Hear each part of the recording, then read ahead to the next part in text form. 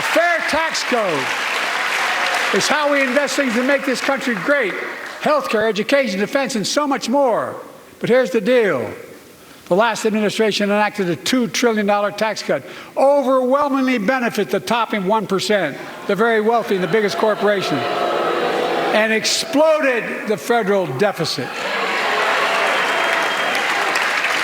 They added more to the national debt than any presidential term in American history. Check the numbers. Folks at home, does anybody really think the tax code is fair?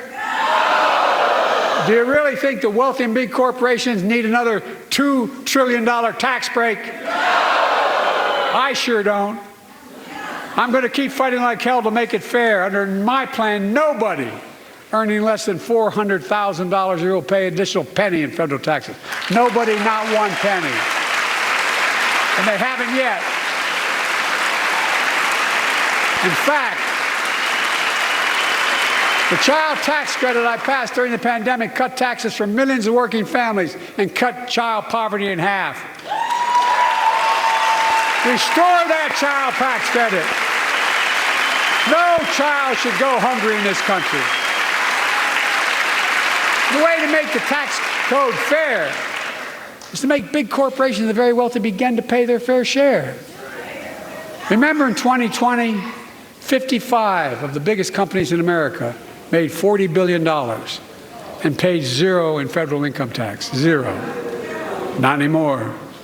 Thanks to the law I wrote and we signed, big companies have to pay a minimum of 15%. But that's still less than working people pay in federal taxes. It's time to raise corporate minimum tax to at least 21%.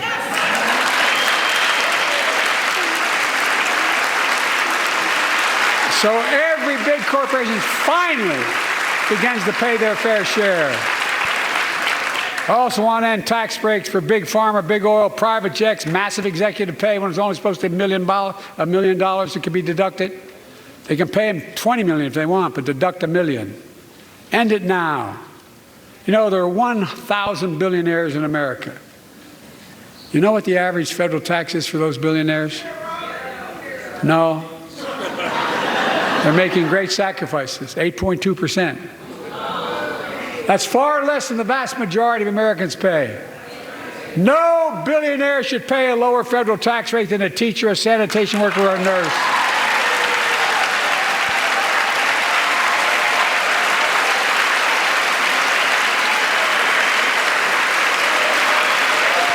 I propose a minimum tax for billionaires of 25%, just 25%. You know what that would raise? That would raise $500 billion over the next 10 years. And imagine what that could do for America. Imagine a future with affordable child care. Millions of families can get they need to go to work to help grow the economy. Imagine a future with paid leave, because no one should have to choose between working and taking care of their sick family member. Imagine a future of home care and elder care, and people living with disabilities so they can stay in their homes and family caregivers can finally get the pay they deserve. Tonight, let's all agree once again to stand up for seniors. Many of my friends on the other side of the aisle want to put Social Security on the chopping block.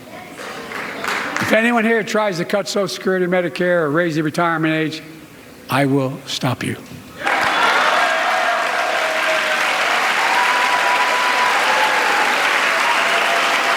The working people who built this country pay more into Social Security than millionaires and billionaires do. It's not fair. We have two ways to go. Republicans can cut Social Security and give more tax breaks to the wealthy. That's the proposal. Oh no, you guys don't want another $2 trillion tax cut? I kind of thought that's what your plan was. Well, that's good to hear. You're not going to cut another $2 trillion for the super wealthy. That's good to hear. I'll protect and strengthen Social Security and make the wealthy pay their fair share. Look,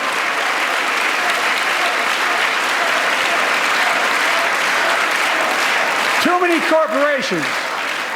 raise prices to pad their profits, charging more and more for less and less.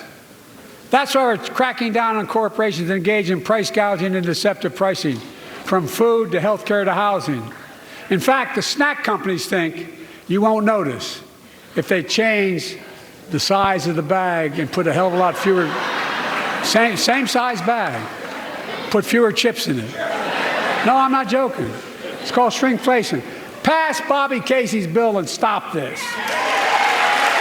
I really mean it.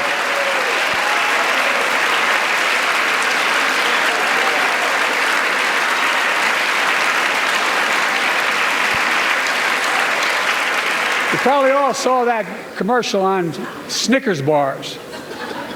And you get charged the same amount, and you got about, I don't know, 10% fewer Snickers in it. Look, I'm also getting rid of junk fees, those hidden fees at the end of your bill that are there without your knowledge. My administration announced we're cutting credit card late fees from $32 to $8.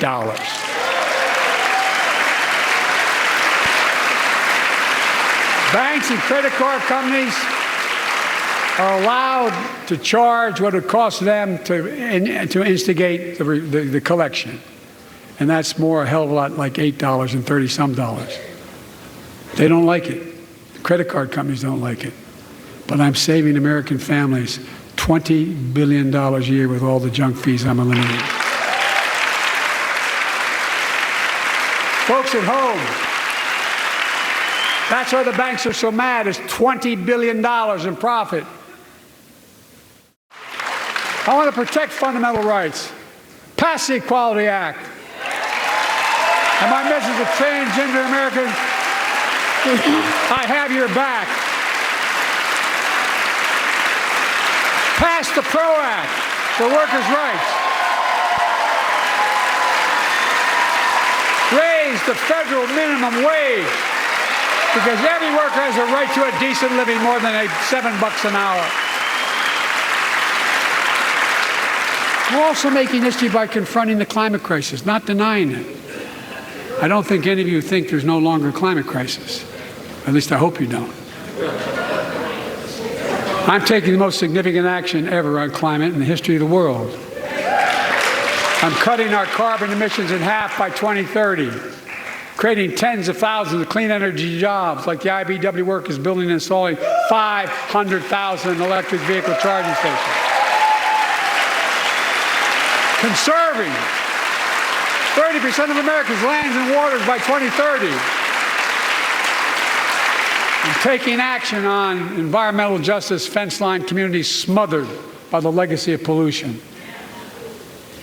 And pattern after the Peace Corps and AmeriCorps, I launched the Climate Corps to put 20,000 young people to work in the forefront of our clean energy future.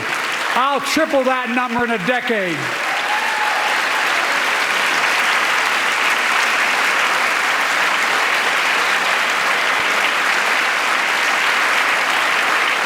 To state the obvious, all Americans deserve the freedom to be safe, and America is safer today than when I took office. My predecessor told the NRA he's proud he did nothing on guns when he was president. Oh. After another shooting in Iowa recently, he said, when asked what to do about it, he said, "Just get over it." There's his quote, "Just get over it." I say, stop it. Stop it, stop it, stop it.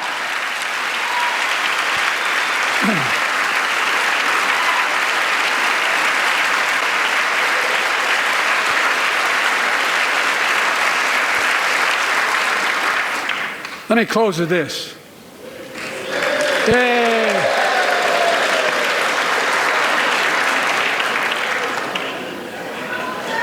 I know you don't want to hear any more, Lindsay, but I got to say a few more things. I know it may not look like it, but I've been around a while. When you get to be my age, certain things become clearer than ever. I know the American story. Again and again, I've seen the contest between competing forces in the battle for the soul of our nation. Between those who want to pull America back to the past and those who want to move America into the future. My lifetime has taught me to embrace freedom and democracy, a future based on core values that have defined America: honesty, decency, dignity, equality, to respect everyone, to give everyone a fair shot, to give hate no safe harbor. Now, other people my age see it differently.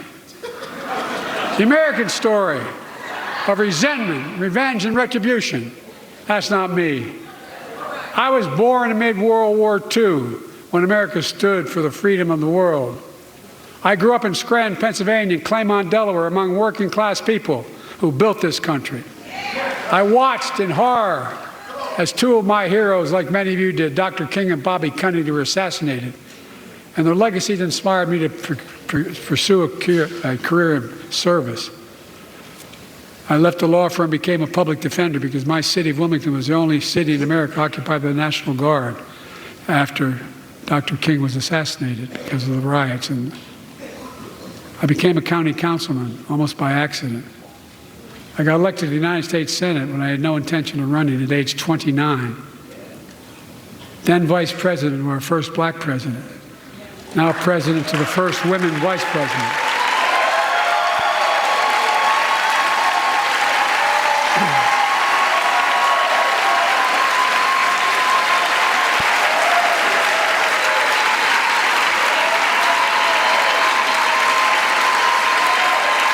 In my career, I've been told I was too young. By the way, they didn't let me on the Senate elevators for votes sometimes. Not a joke.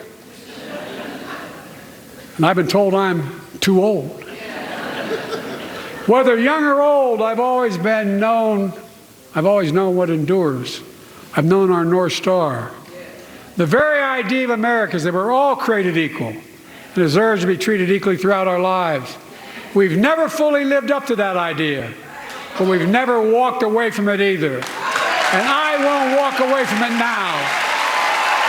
I'm optimistic. I really am. I'm optimistic, Nancy.